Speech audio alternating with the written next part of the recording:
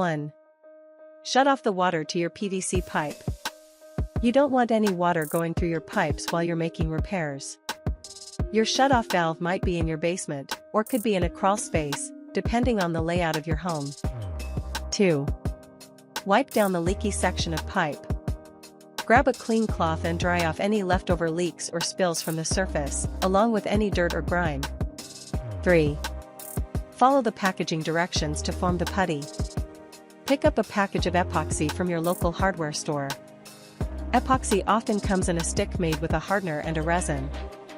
Grab a pair of scissors and cut off the amount of epoxy you need to repair the crack in your PVC. Then, knead the resin and hardener together until it molds into a consistent color. Double-check the packaging for specific directions on how to knead the putty. 4. Spread the putty around the crack and wait 10 minutes. Stretch and mold the epoxy around the cracked area. Check that the crack is completely covered with the putty before letting it dry. Then, wait 10 minutes so the epoxy putty can cure. 5.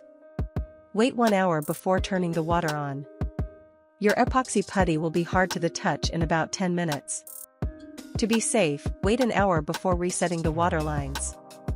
If the pipe still seems leaky, try applying a little more epoxy putty.